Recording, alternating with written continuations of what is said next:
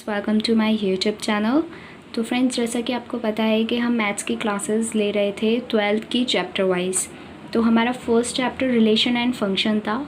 तो आज हमारा फोर्थ लेक्चर है रिलेशन एंड फंक्शन का। तो उसको स्टार्ट करने से पहले मुझे पता है कि आप लोगों ने प्रीवियस लेक्चर अच्छे से समझ लिए होंगे, और अगर आपको कोई भी प्रॉब्लम है या कोई क्वेश्चन है जो आपसे नहीं हो रहा है तो वो आप मुझे बता सकते हैं इंस्टा पे, अदरवाइज़ कमेंट सेक्शन में। तो मैं आपकी प्रॉब्लम को ज़रूर सॉल्व करूँगी। और नेक्स्ट टॉपिक स्टार्ट करने से पहले ये बात आपको याद होनी चाहिए कि चैप्टर्स जो है वो थ्योरेटिकल है और इजीली समझ में नहीं आता है। जब तक कि आप पूरी वीडियोस को नहीं देखेंगे, इनकी ना समझेंगे, तब तक आपको कोई भी पढ़ा ले, चाहे मैं नहीं, कोई भी पढ़ाए, आपके सर के ऊपर से जाने वाला है ये। और इसे पढ़ना भी इम्पॉर्टेंट है, क्योंकि भाई नंबर चाहिए। अगर नंबर चाहिए तो पढ़ना तो पड़ेगा। और 12th में और 10th में नंबर बहुत ज़रूरी होते हैं, क्योंकि उन्हीं के बेस पे हमारी आगे की पढ़ाई होती है। तो चलिए आज का टॉपिक स्टार्ट करते हैं। ये है, नेक्स्ट है, एक समुच्चय पर संबंध, यानी कि रिलेशन ऑन अ सेट। माना ए कोई अतिरिक्त समुच्चय है। यदि R A क्रॉस A का कोई उप समुच्चय है तो यह समुच्चय A पर संबंध कहलाता है। जैसे कि हमारा कोई A समुच्चय है तो उसका उसी पर जो कोई रिलेशन बनता है तो वो उप समुच्चय हो जाता है, तो वो A पर ही संबंध कहलाता है। और नेक्स्ट है बाइनरी रिलेशन। ये वैसे ज़्यादा इम्पॉर्टेंट बात नहीं थी, लेकिन फिर भी आपको पता होना चाहिए। नेक्स्ट है, ये बहुत इम्पॉर्टेंट है, इसके पार्ट्स बहुत ज़्यादा इम्पॉर्टेंट है, क्योंकि उन्हीं से मोस्टली क्वेश्चंस आते हैं। ये है द्विआधारी संबंध, यानी कि बाइनरी रिलेशन। किसी समुच्चय A से A में परिभाषित कोई संबंध द्विआधारी संबंध, यानी कि बाइनरी रिलेशन कहलाता है। इसका फर्स्ट है स्वतुल्य संबंध। ये इम्पॉर्टेंट है, रिलैक्सिव रिलेशन। एक संबंध R समुच्चय A पर स्वतुल्य कहलाता है यदि A का प्रत्येक अवयव स्वयं से संबंध R द्वारा संबंधित होता है। जैसे कि A है तो उसके जो जितने भी अवयव हैं वो स्वयं पर ही आधारित होंगे, तो वो स्वतुल्य संबंध कहलाएगा।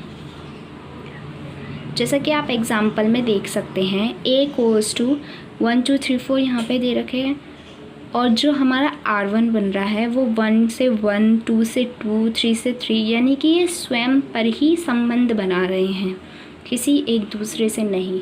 तो ये स्वतुल्य संबंध होता है, क्योंकि A के प्रत्येक अवयव X के लिए, यानी कि X से X पर ही जा रहे हैं, Y पर नहीं जा रहे हैं, इसीलिए।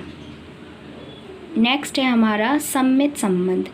एक संबंध R1 समुच्चय A पर सममित संबंध कहलाता है यदि और यदि केवल तब जब A B पर जाता है। मतलब ये है यहाँ पर इस कहने का, जैसे कि आप एग्जाम्पल में देख रहे हैं, पहले वाले एग्जाम्पल की तरह यहाँ पर भी 1 2 3 4 लिए गए हैं।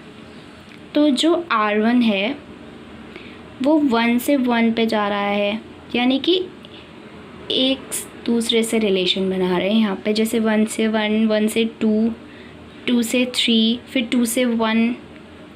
तो इसी तरीके से जो रिलेशन बनते हैं, लेकिन केवल एक बार ही रिलेशन बनते हैं, तो इसको क्या कहते हैं, समुच्चय A पर सममित संबंध। इसी तरीके से नीचे थर्ड पॉइंट है प्रतिसम्मित संबंध, यानी कि एंटीसिमेट्रिक्स रिलेशन। एक संबंध R1 समुच्चय A पर प्रतिसम्मित संबंध कहलाता है यदि और केवल यदि A B belongs to R और B A belongs to R, यानी कि A इक्वल्स टू B, जब दोनों बराबर होते हैं तब।